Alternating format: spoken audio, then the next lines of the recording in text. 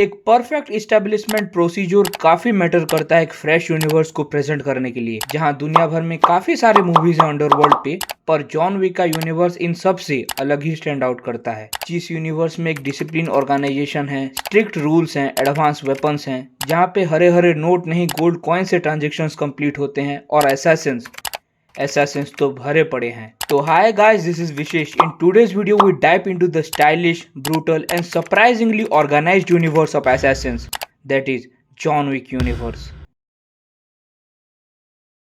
इसके यूनिवर्स से शुरू करें तो सबसे टॉप पे बैठा है द एल्डर, एक supreme powerful individual of this universe. इसको ऐसे मत सोचो कि इसी ने यूनिवर्स खड़ा किया है, ये बस एक टाइटल है जो पास ऑन होते रहता है towards each leader of the high table. ये कैपेबल है किसी भी फैसले को पलटने में और एक्स कम्युनिकाडो जैसे सीरियस एलिगेशन को रिवोक्ड या कैंसिल कर सकता है। द एल्डर पहुंच से बहुत दूर रहता है, कहीं मोरक्को के रेगिस्तान में, और इसे ढूंढने के लिए कैनिस माइनर कॉन्स्टिलेशन को फॉलो करना पड़ेगा डेजर्ट के रास्ते। और जब तुम चलते चलते मौत के दरवाजे पे खड़े रहो तो शायद ये तुम्हें दिख सकता है। इसके नीचे आता है हाई टेबल। ये काउंसिल है 12 क्राइम लॉर्ड्स का, जैसे Russian mafia, yakuza, Italian trade और काफी सारे। यही हैं जो रूल्स को बनाते हैं और उनको इम्प्लीमेंट करवाते हैं, और अगर उन रूल्स को कोई उल्लंघन करता है तो उनको जीने का मौका नहीं देते। अगले सेकंड में उन पे बाउंटी लगेगा, दुनिया भर के हिटमैन असैसिन्स उनके पीछे आएंगे, और अगर इन सब से भी बच गए तो हाई टेबल उसके लिए बस भर भर के स्पेशल असैसिन्स भेजता है। यही 12 क्राइम लॉर्ड्स हैं जो दुनिया भर की क्राइम को चलाते हैं और उसको मॉनिटर करते हैं। फैंडम में मैंने पढ़ा था कि ये यूनिवर्स रोमन एम्पायर से भी पहले एस्टेब्लिश हो चुकी थी, और इन्हीं स्ट्रिक्ट रूल्स की वजह से ये ऑर्गेनाइजेशन इतनी प्रिसाइज्ड और ऑर्गेनाइज्ड वे में रन होती है। अब हाई टेबल के नीचे आते हैं उसके 3 रिप्रेजेंटेटिव्स और एक डिपार्टमेंट। अगर रिप्रेजेंटेटिव्स में आए तो पहले आता है एडजुडिकेटर। एडजुडिकेटर एक एजेंट है हाई टेबल के द्वारा। इनका काम उन लोगों को उनकी सजा देना है जिन्होंने हाई टेबल के ऑपोजिट जाके काम किया है या उन रूल्स को तोड़ा है।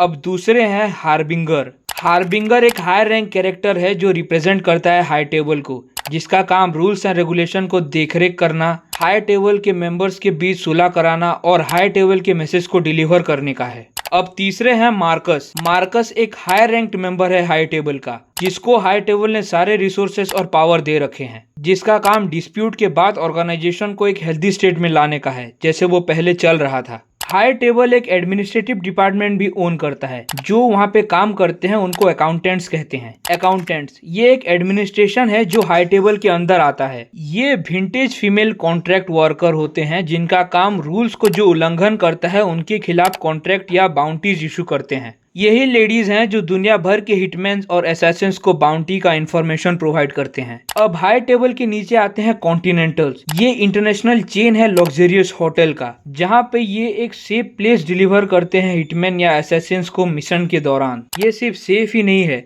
बहुत सी सर्विसेज भी प्रोवाइड की जाती है, जैसे bullet proof suits, advance weapons, किसी जगह का blueprint for making plan. Mission को पूरा करने के लिए जो जो भी चाहिए वो सब मिलता है, और दुनिया भर में जितने कॉन्टिनेंटल्स हैं उन सब को हाई टेबल ओन करता है। अब कॉन्टिनेंटल के नीचे आते हैं लोअर सिंडिकेट, जैसे रस्क रोमा और the Bauri king. Rusk Roma एक पावरफुल क्रिमिनल ऑर्गेनाइजेशन है जो एक सीट भी होल्ड करती है हाई टेबल पे। ये एक ऑर्फनेज चलाते हैं जहाँ पे ये बच्चों को बचपन से ट्रेन करते हैं टू बी एन असैसिन, और इनका जो हेड होता है उसको डायरेक्टर कहते हैं, और जॉन विक इसी ऑर्गेनाइजेशन में पला बड़ा था। और बाउरी किंग एक इंडिविजुअल कैरेक्टर है जो एक वास्ट इंटेलिजेंस नेटवर्क रन करता है न्यूयॉर्क में, और जहां इसके एजेंट शहर भर में फैले हुए हैं होमलेस और भिखारियों के रूप में। बाकी सारे एजेंसीज की तरह ये हाई टेबल के लिए काम नहीं करता। ये ना फोन यूज करता है ना इंटरनेट। ये कबूतरों को पाल के उनको ट्रेन करता है ताकि ये अपने मैसेजेस सिक्योरली डिलीवर कर सके। और एट लास्ट आते हैं हिटमैन या एम्प्लॉय, जिनको हायर किया जाता है किसी को असैसिनेट करने के लिए। ये तो गई यूनिवर्स की बात। अब अगर हम इसके इकोनॉमी में आए तो यहाँ हरे हरे नोट नहीं चलते। यहाँ गोल्ड कॉइन्स यूज होते हैं एज प्राइमरी करेंसी, एक ट्रेड को कंप्लीट करने के लिए। विक यूनिवर्स में गोल्ड कॉइन की कोई प्राइस नहीं है। ये एक सिंबल है, एक token of trust, honour and membership in assassin world. जैसे मैंने कहा कि कॉइन की कोई फिक्स्ड वैल्यू नहीं है, बल्कि जो कॉइन दे रहा है उससे कॉइन की वैल्यू डिटरमाइंड होती है। जहां अगर रियल वैल्यू इसका डिस्कस करे तो ये गोल्ड कॉइन लगभग 28 ग्राम्स का है, जिसकी रियल वर्ल्ड पे कीमत है 1.5 से 1.7 लाख। अब गोल्ड कॉइन्स को छोड़कर भी एक तरीका होता है अपना काम करवाने का, और वो है मार्कर। ये एक राउंड मेटल केस होता है जहाँ पे 2 स्लॉट्स होते हैं, गिवर और रिसीवर के ब्लड थंबप्रिंट्स के लिए। To make a blood oath. इसका मीनिंग एक फेवर जो किसी भी टाइम मांगा जा सकता है। वीक यूनिवर्स के मेनली 2 रूल्स हैं। कॉन्टिनेंटल ग्राउंड पे कोई बिजनेस नहीं और किसी के भी मार्कर को ठुकराया नहीं जा सकता। और जब दोनों स्लॉट्स पूरे होते हैं तो मार्कर पूरा होता है। इसका रिफ्यूजल आइदर डेथ और एक्सकम्युनिकाडो है। एक्सकम्युनिकाडो मीन्स एक स्टेट जहां पे उस मेंबर के लिए सारे कॉन्टिनेंटल सर्विस बंद हो जाते हैं और उस पे बाउंटी लगता है। आई होप तुम्हें वीक यूनिवर्स के बारे में सब पता चल गया होगा। That's it for today. Thanks for watching.